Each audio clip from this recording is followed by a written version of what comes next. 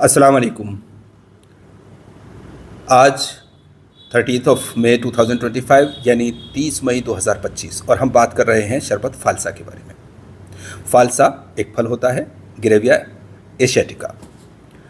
ये फल राजस्थान में पुष्कर का बहुत अच्छा होता है। वहाँ का जामुन भी अच्छा होता है, वहाँ के गुलाब के फूल भी बहुत अच्छे होते हैं, इसीलिए हम पुष्कर का फालसा ही इस्तेमाल करते हैं। शरबत बनाने की तरकीब हम अभी देखेंगे। पहले हम जो हमारी फार्माकोलॉजी है उसका एक उसूल की बात कर लेते हैं। बहुत सारी चीज़ें जो हैं उनका हमने दवा के तौर पे और ग़िज़ा के तौर पे डिवीज़न किया है। फालसा एक ऐसी चीज़ है जो अगर आप यूं ही खाते हैं, शौक़ के लिए खाते हैं, जायके के लिए खाते हैं, तो ये एक ग़िज़ा के तौर पे खाते हैं आप। तब इसको हम चूँकि इसकी कैफ़ियत का असरअंदाज होती है, इसलिए हम इसको ग़िज़ाए दवाई कहते हैं।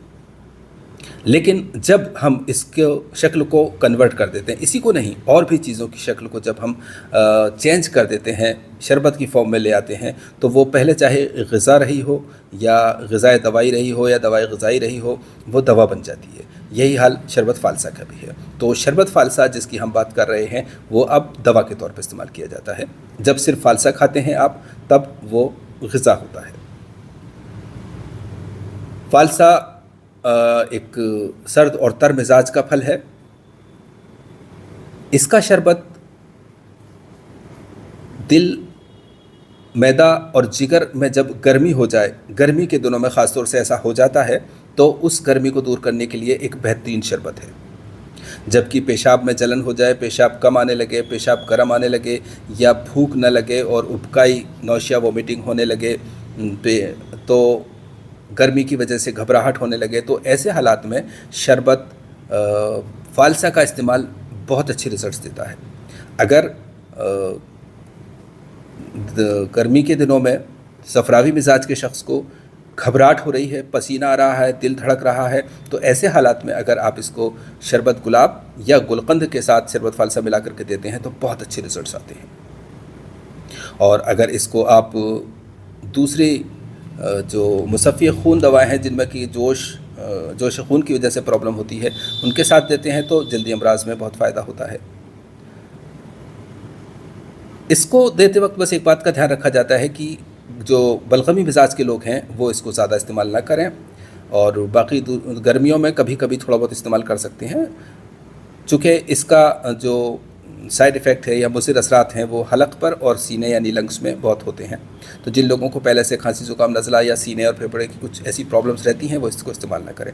फिर भी अगर इस्तेमाल कर लिया जाए ज़रूरत के तहत और कोई प्रॉब्लम हो, तो उसके बाद में माजुन फलासफ़ा 5 ग्राम या जवारिश कमुनी 5 ग्राम या कोई भी सफ़ूफ़ हाजिब ऐसी चीज़ खा ली जाए तो इसकी मुज़रत दूर हो जाती है। फालसा को अनार के मुकाबले का शरबत कहा जाता है। चूँकि अनार को जिगर के साथ एक ख़ास निस्बत है, जिगर के लिए ख़ास तक़वियत का हामिल है, तो फालसा भी उसी तरह से जिगर की बहुत ध्यान रखता है।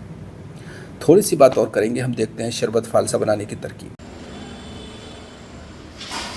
देखिए व्यूअर्स, ये फालसा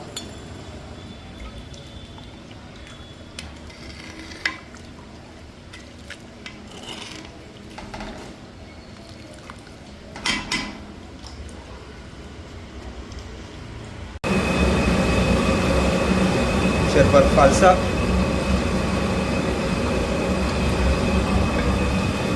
शरबत नाब,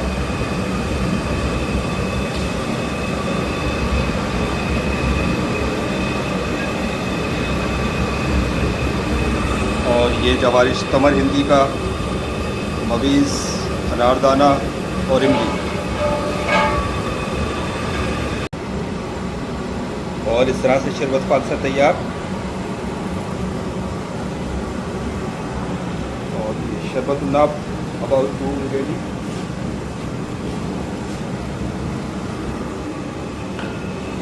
और जवारिश तमर। तो डियर यूनानियंस, अभी आपने देखा शरबत फालसा बनाने की तरकीब। फालसा हमने 4 किलो लिया है और 8 किलो इसको फालसा को हमने पहले पानी में डाल करके उबाला है। उबालने के बाद गलाया है, गलाने के बाद हाथों से, ठंडा होने के बाद हाथों से मसल करके और इसका जूस निकाल करके बारीक से चलनी से छान करके 8 किलो शक्कर डाल करके इसका शरबत बनाया है। ये शरबत 25-30 ml से लेकर 50 ml तक ठंडे पानी में घुल करके दिया जा सकता है। घबराहट के वक्त गुलकंद के साथ दिया जा सकता है। गर्मी के दिनों में जो हाथ पैरों में जलन हो जाती है उसमें भी इसका बहुत अच्छा नतीजा है। इसके अलावा इसका एक ख़ास फ़ायदा और है कि जो अल्कोहल की जो हैंगओवर है, शराब का जो खुमार है, उसको बहुत अच्छी तरह से उतारता है। तो ऐसे बहुत सारे केसेस होते हैं जिनका खुमार बहुत दूर देर तक चलता है या किसी वजह से खुमार दूर करना है, तो शरबत फालसा ऐसे मकसद के लिए एक अच्छा शरबत है।